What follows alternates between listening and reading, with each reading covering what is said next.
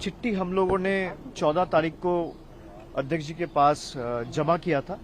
उसके आधार पे मुझे 15 तारीख को बुलाया गया था, लेकिन 15 तारीख को मुझे कलकत्ता में एनफोर्समेंट डायरेक्टोरेट ने बुलाया था। पूरा दिन सुबह 11 बजे से लेकर रात को 11 बजे तक मुझे इंटरोगेट किया गया, 11-12 घंटा।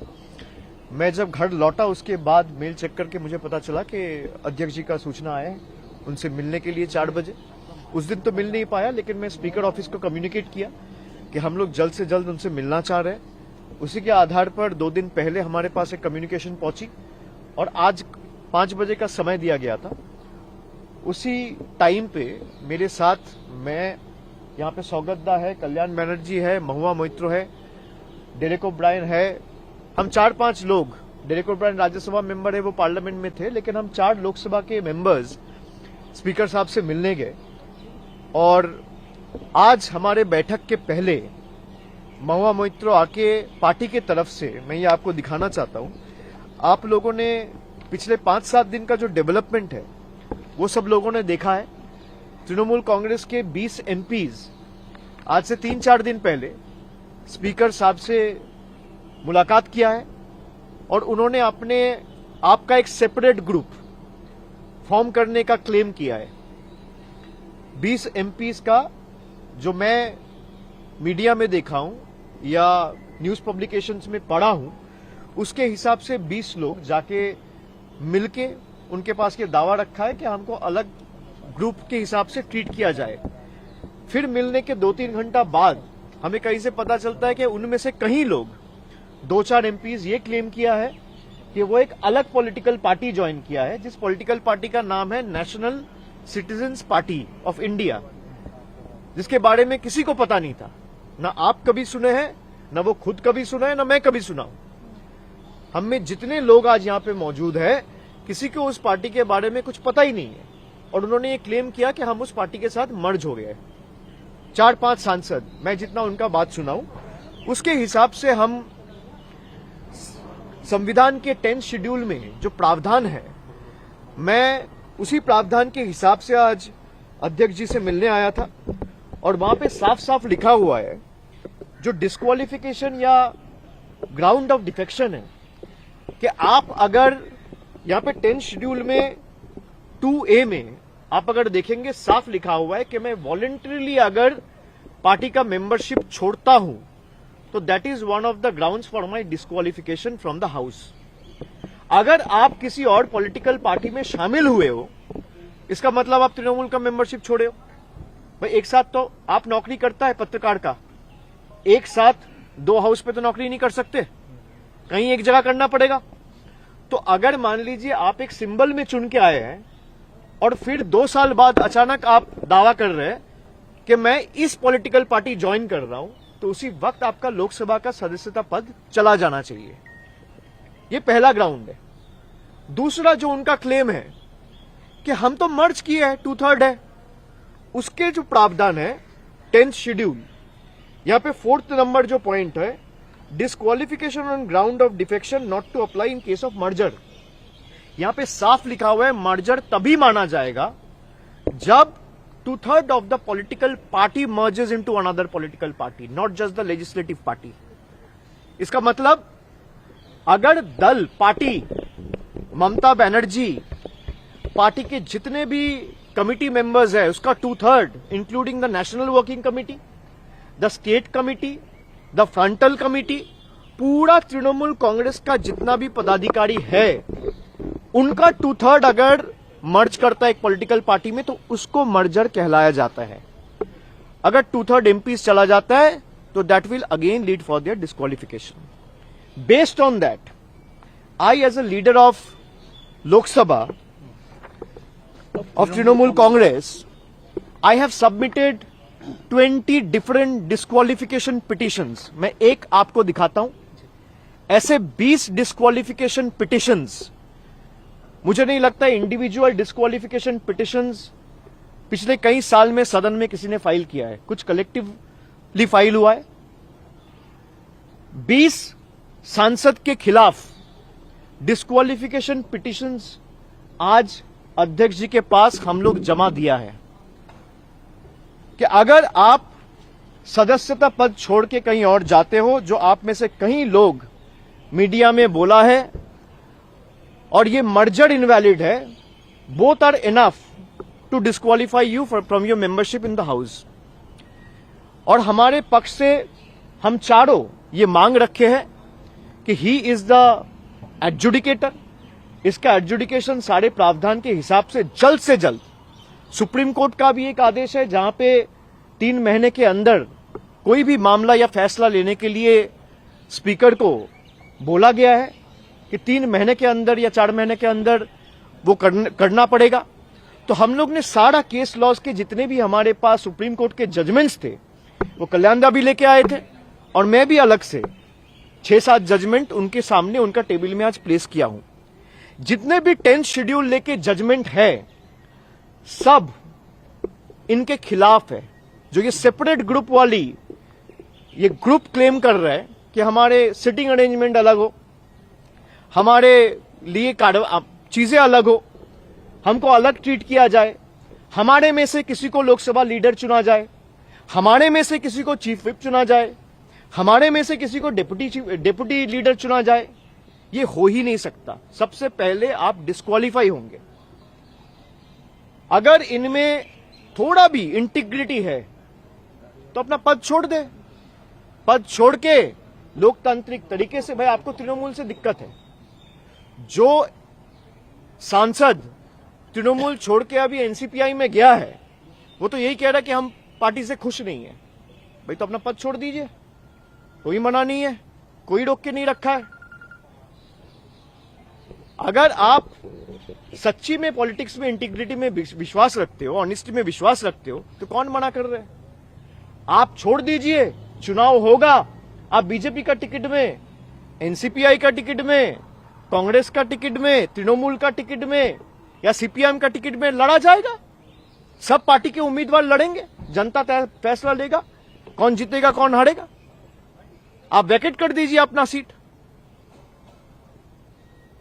ये सब के साथ ये 20 लोग जिस तरीके से बेईमानी करके ये संविधान को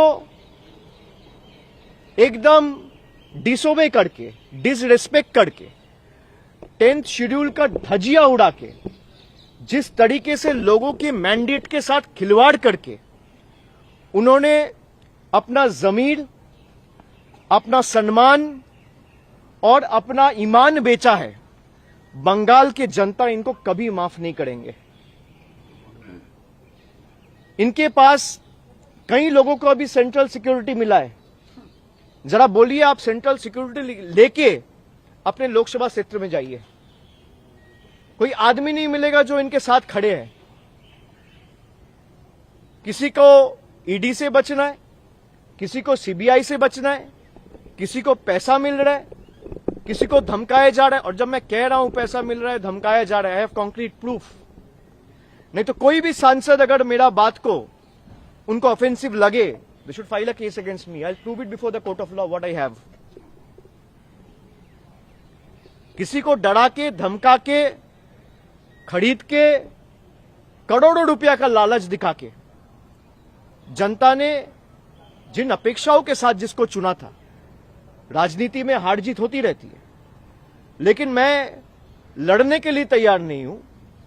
मैं घर से निकलूंगा नहीं, मैं बीजेपी के साथ लड़ूंगा नहीं, इसलिए बीजेपी के साथ हाथ मिला रहा हूं, अपना जमीर बेच रहा हूं। जो इस तरीके का राजनीति में यकीन करता है, बंगाल में उनके लिए कोई जगह नहीं है। स्पीकर ने क्या आश्वासन दिया आप लोगों को? स्पीकर ने क्या आश्वासन दिया और सुप्रीम कोर्ट कब आप जाने? बिल्कुल लेवल प्लेइंग फील्ड नहीं है। मैं क्यों कह रहा हूं ये बात? क्योंकि पिछला 1-1.5 महीना का जो राजनीति है, जिस तरीके से पार्टी को तोड़ा जा रहा है, और आप खाली बंगाल में नहीं, अभी महाराष्ट्र में भी आप देख रहे हैं कि एक बार शिवसेना को तोड़ दिया गया, शिवसेना का 2 टुकड़ा किया गया, फिर दूसरे टुकड़े का और एक टुकड़ा बनाया जा रहा है अपने फायदे के लिए। यह संविधान बदलना चाहता है किसी भी कीमत पे। ये लोगों के ऊपर भरोसा नहीं रखते हैं। अगर लोगों के ऊपर भरोसा रखता तो 30 लाख लोगों को वोटर लिस्ट के बाहर रख के चुनाव नहीं किया जाता। अगर लोगों के ऊपर भरोसा रखता तो सबको वोट देने का अधिकार दिया जाता, सबको मिलता। इनको पता है लोग अगर लोकतांत्रिक तरीके से वोट देगा तो बीजेपी कभी जीत के नहीं आ सकता। इसलिए चुनाव आयोग, एनफोर्समेंट डायरेक्टोरेट, सीबीआई, जितने भी एजेंसीज है, सबको इन लोगों ने इस्तेमाल करके लोगों का मैंडेट मैनिपुलेट करने का काम किया है। और लेवल प्लेइंग फील्ड का जब बात करें, आप 4 दिन 7 दिन से देखिए, मुझे 5 समन दिया गया। सीआईडी के पास मैं 3 बार गया, मैं ईडी के पास गया, मेरा घर में 2 बार रेड हुआ, ममता जी का घर में रेड हुआ, उनका सिक्योरिटी में छेड़खानी किया गया, हम लोग का सबका सिक्योरिटी विथड्रॉ कर लिया गया। हमें नहीं चाहिए इनके सिक्योरिटी। भाई लोगों को आप सिक्योरिटी नहीं दे सकते, आप पावर में आके गरीब लोगों के ऊपर जो सरकार बुलडोजर चलाता है, उस सरकार से आप क्या अपेक्षा रखेंगे?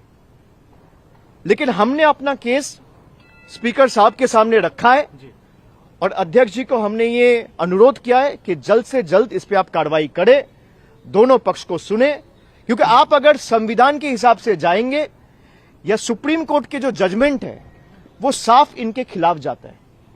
क्योंकि आइदर आप कह रहे हैं कि भाई मैं दूसरा पॉलिटिकल पार्टी में 2/3 बन के रहूंगा, मैं दूसरा पार्टी का मेंबरशिप बन के उस पार्टी में रहूंगा, तभी आपका मेंबरशिप चला जाएगा। ये साफ मेंशन किया है संविधान में। या तो संविधान गलत है या फिर आप गलत है, दोनों में कोई एक गलत तो होगा।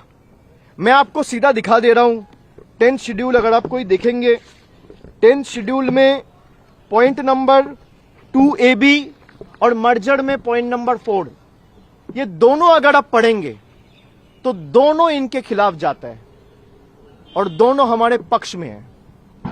आपको तृणमूल से दिक्कत है, हो ही सकता है, लगता है कि भाई बीजेपी आपका भी बहुत खास है, कोई दिक्कत नहीं, आप छोड़ दो तृणमूल का पद, आप एमपीशिप से रिजाइन दे दो, कोई मना नहीं कर रहे। चुनाव हो, फिर आप जरूरत पड़े तो बीजेपी का टिकट में जीत के आइए, फिर आप बैठिए यहां पे।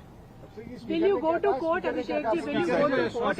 नहीं, वो that is a hypothetical question whether we go to the court और explore any legal remedies, but we have left it to the judgment and wisdom of the honorable speaker. अभी फिर मुलाकात होगा, उन्होंने बोला है कि मैं दूसरे पक्ष को भी सुनूंगा, फिर आपको दोबारा बुलाऊंगा। तो हम उम्मीद रखते हैं कि भाई हमने संविधान के सारे प्रावधान उनको दिखाया है।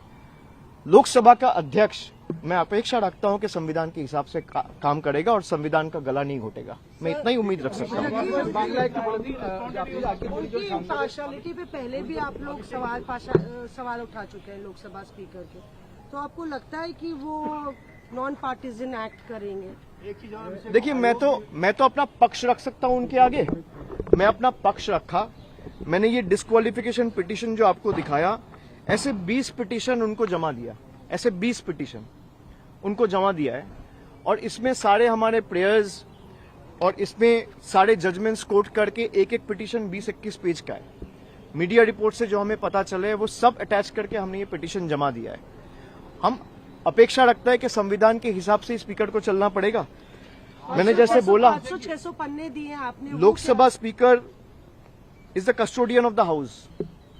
The speaker, the government of the day, everyone has to ensure that every citizen, especially the elected representatives, works and operates remaining within the ambit of law.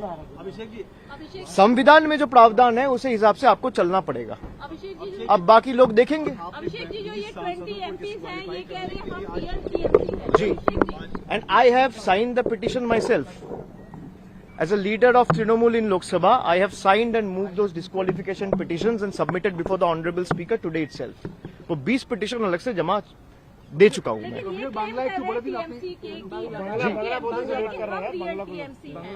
को बोलने दो। हमारे पास मेजॉरिटी आपका क्या कहना है इसमें? क्योंकि असली नकली को लेकर बहुत सारी चर्चा हो रही है। नहीं, मैं कुछ कह सकता हूँ वो गलत हो सकता है, वो कुछ कह सकते हैं वो सही हो सकता है, गलत हो सकता है। ये गलत नहीं होगा, ये गलत नहीं होगा। यहाँ पे लिखा है भाई मर्ज तभी होगा जब 2/3 पॉलिटिकल पार्टी मर्ज होगा। 2/3 पॉलिटिकल पार्टी मर्ज कहाँ हुआ? 20 MP गया है ना, 20 MP गया है। अब किस लिए गया है, क्यों गया है, वो वही बता सकता है।